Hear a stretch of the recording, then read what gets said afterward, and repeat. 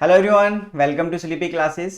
Right, so आज हम यहाँ पर सिटिंग अरेंजमेंट के क्वेश्चन को करने वाले हैं। सिटिंग अरेंजमेंट के अभी तक हमने तीन क्वेश्चंस किए, तीन तरीके के। एक बार हमने लीनियर में किया, एक बार स्क्वायर में किया, एक बार सर्कल में किया। सो आज जो हमारे पास क्वेश्चन रहने वाला है वो है certain number of persons in a linear row. So अगर किसी रो में सर्टेन नंबर ऑफ पर्संस बैठे, मतलब आपको पता ही नहीं है कि कितने नंबर ऑफ पर्संस है वहां पर, बट आपको इंफॉर्मेशन गिवन है कि कौन सा पर्सन किसके कितने राइट में या कितने लेफ्ट में है। राइट, सो आप उस क्वेश्चन को कैसे अप्रोच करोगे, क्योंकि अभी तक क्या है, हमें पता था कि नंबर ऑफ प्लेसेस कितनी है क्वेश्चन के अंदर। जैसे हमने पहला लीनियर क्वेश्चन किया था तो उसमें हमें पता था कि नंबर ऑफ प्लेसेस हमारे पास कितनी है, हमने फिक्स कर ली थी। बट आज का जो क्वेश्चन है उसमें हमारे पास नंबर ऑफ प्लेसेस फिक्स नहीं है, सर्टेन नंबर ऑफ पर्संस हैं, जो कि इसका मतलब है कि सिटिंग भी हमारे पास सर्टेन नंबर होने वाली है। राइट, अब जितने पर्संस के बारे में हमें बताया गया है, जरूरी नहीं है कि सिटिंग उतने की हो, सिटिंग उससे ज्यादा की ही होगी हमेशा। तो अब यहां पर सबसे बड़ा सवाल यह है कि बीच में जो पर्संस होंगे वो ब्लैंक भी रह सकते हैं। राइट, जो सिटिंग है हमारे पास, जो चेयर्स हैं, आप कह सकते हो चेयर्स हैं, वो खाली भी रह सकती है। तो इस क्वेश्चन को कैसे अप्रोच करेंगे आइए समझते हैं। तो यहां पर आपको बोला गया कि अनसर्टेन नंबर ऑफ पर्संस हैं एंड सारे के सारे नॉर्थ देख रहे हैं। राइट, सो आपके पास अनसर्टेन नंबर है, एक लीनियर रो है आपके पास, अब उसमें पता नहीं आपको कि कितने लोग बैठे हुए। Right, a certain number of person are sitting in a row facing north, only 4 persons are sitting between P and S। तो P और S के बीच में 4 लोग हैं। अब इतना पता है कि P और S के बीच में 4 लोग हैं। ठीक है, ये बात बिल्कुल ठीक है, हम समझ में आती है हमारे कि P और S के बीच में 4 लोग हैं, बट ये भी नहीं पता कि P के लेफ्ट में या S के लेफ्ट में। राइट, चलिए, Q sits third to the left of U। Q sits third to the left of U बनाते हैं हम यहाँ पर। Q sits third to the left of U, तो लेफ्ट में होगा। राइट, सारे नॉर्थ फेसिंग है, ये हमें पता ही है। यहाँ पर W sits to the third from one of the extreme ends. ठीक है, सो अब जो W है वो किसी एंड से थर्ड पर है, तो फर्स्ट, सॉरी, इसको आप ऐसे नहीं कर सकते, इसको आप ऐसे नहीं कर सकते, आपको ऊपर वाला कंडीशन अलग बनानी पड़ेगी, नीचे वाली अलग। So first, second and third W, या फिर ऐसा हो सकता है कि फर्स्ट, सेकंड और थर्ड पर W है। राइट, चलिए, यहां पर ये बन गया W sits third to the one of the extreme ends of the row, कि किसी भी एंड से वो थर्ड पर बैठा है। Only 3 person sit between S and T, तो S और T के बीच में सिर्फ 3 लोग हैं। इस चीज को यहां पर लिख लेते हैं कि S और T के बीच में 3 लोग हैं। ठीक है, आगे बढ़ते हैं। ओनली 3 पर्सन सिट बिटवीन, ठीक है, R sit second to the left of S। R sit second to the left of S, तो S के लेफ्ट में सेकंड पर R है, S के लेफ्ट में सेकंड पर R होगा। ठीक है, U is an immediate neighbour of T, तो U और T जो है वो साथ साथ होंगे, इसका मतलब U and T are immediate neighbours of each other, so U और T एकदम साथ साथ होने वाले।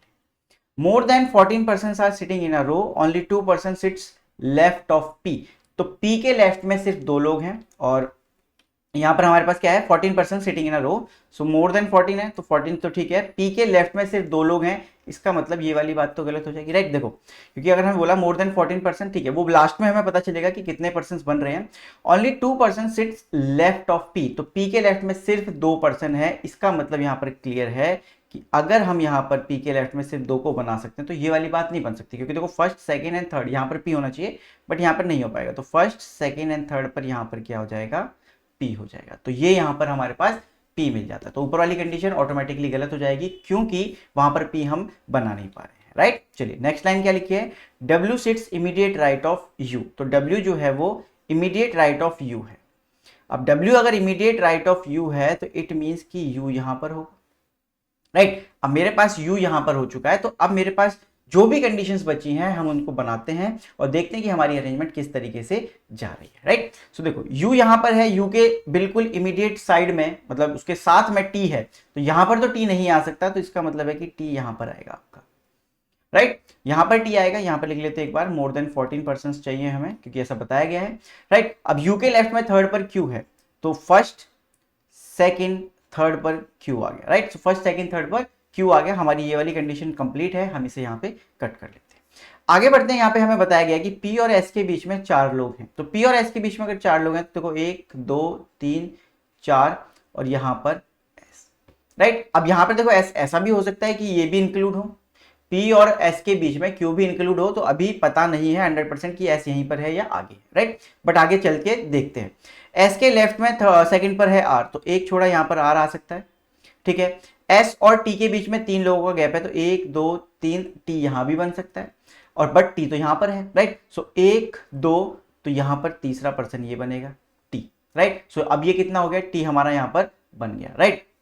हमने एस और टी वाली बात भी बना ली, एस और आर वाली बात भी बना ली, पी और एस वाली बात भी बन चुकी है, और बाकी सारी बातें हमारी यहाँ पर बन चुकी है। लेकिन अब यहाँ पर काउंट करो आप कितने नंबर हैं, 1 2 3 4 5 6 7 8 9 10 11 12 13 14 15 16। So total number of person मेरे पास 16 आए, जो कि मोर देन 14 है। तो आप इस अरेंजमेंट को अच्छे से बना लो। अब जैसे यहाँ पर है 1 2, फिर यहाँ पर पी होगा, 1 2 आर होगा, एक छोड़ के आपका एस होगा, एक पर्सन छोड़ के क्यू, एक पर्सन छोड़ के टी, एंड उसके बगल में यू डब्ल्यू, और डब्ल्यू के बाद 2।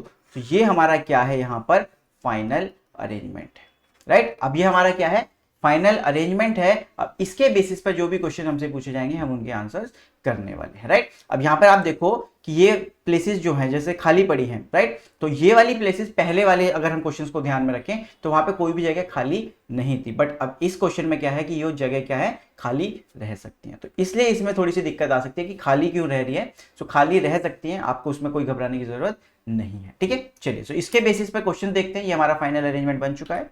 सो पहला क्वेश्चन है, how many person sit in the row, तो इट इज 16। हमने यहाँ पर काउंट कर लिए हैं कि मोर देन 14, हमारे पास 16 लोग बैठे हुए हैं। सेकंड है, who among the following sits third to the right of P, तो राइट ऑफ थर्ड, ठीक है, पी के फर्स्ट सेकंड थर्ड कौन है, हमारे पास आर है। सो क्या ऑप्शन है यहाँ पर, yes, option number D, R is the correct answer, R is the correct answer. Next question is, how many persons are sitting between Q and W, so Q और W के बीच में कितने लोग हैं, यहाँ पर हम फाइंड कर सकते हैं। सो 1 2, सो सिर्फ 2 लोग हैं यहाँ पर क्यू और डब्ल्यू के बीच में। So option number B 2 is the correct answer, option number B 2 is the correct answer. Who among the following sits exactly between R and Q, अब देखो यहाँ पर R और Q के exactly between की बात हुई है। exactly between क्या होता है, यहाँ पर देखो exactly between का मतलब है कि R और कोई पर्सन है उसके, और उस पर्सन और Q के बीच में सेम नंबर ऑफ पर्सन होने चाहिए। exactly between का मतलब है कि R और Q के बीच में मतलब उस पर्सन के बीच में, R और उस पर्सन के बीच में सेम होने चाहिए, उस पर्सन और Q के बीच में सेम होने चाहिए। तो R और Q के बीच में एग्जैक्टली कौन है वो देखना है। सो 1 2 3 जगह है यहाँ पर, अगर आप S को देखते हो तो ये एग्जैक्टली बिटवीन है, क्योंकि S और Q के बीच में भी एक ही पोजीशन है और R और S के बीच में भी एक ही पर्सन है, तो इसलिए ये एग्जैक्टली बिटवीन कहलाएगा। बट अगर यहाँ पर ऐसा भी हो सकता था कि खाली हो प्लेस, तो आप उस कंडीशन में बोल दोगे नो वन, ठीक है। सो अभी हमारे पास S आंसर आया है, अभी के लिए हमारे पास S आंसर है, तो आप यहाँ पर क्या बोल दोगे, हमारे पास S कोई भी ऑप्शन में नहीं है, सो नन ऑफ दीज हो जाएगा, राइट। अब नन ऑफ दीज, ठीक है, हमारे पास क्योंकि हमारे ऑप्शंस में एस नहीं लिखा है, बट कभी कभी ऐसा भी होगा कि आपको ब्लैंक वाली पोजीशन मिलेगी, तो आप उसका आंसर करोगे नो वन, कि no one sits exactly between, मतलब हमें उसके बारे में कोई भी नॉलेज नहीं है। What is the position of U with respect to S, what is the position of U with respect to S, तो एस के रिस्पेक्ट में यू की क्या पोजीशन है वो हमें फाइंड करनी है। सो राइट में है, तो first second third fourth to the right of S, fourth to the right of S है यहाँ पर। सो यहाँ पर आप हमारे पास कोई ऑप्शन है u with respect to s, तो कुछ गलत तो नहीं पड़ा, u with respect to s नहीं, first second third fourth to the right of s है। अब यहाँ पर fourth to the right of s हमारे पास नहीं है, हमारे पास फोर्थ टू द लेफ्ट है, फोर्थ टू द लेफ्ट है, तो वो हमारे पास नहीं हो सकता आंसर। सो हमारा answer again none of these हो जाएगा। तो फोर्थ टू द राइट है हमारे पास, फोर्थ टू द राइट, ठीक है। तो आप इस तरीके से आप आंसर्स को निकाल सकते हैं, और ये question certain number of persons के बारे में था, इसलिए यहाँ पर क्या है, कुछ सिटिंग्स खाली भी रह सकती हैं। तो मिलते हैं अगली वीडियो में, तब तक अपना ध्यान रखें एंड कंसिस्टेंटली प्रिपेयर करते रहें। Thank you.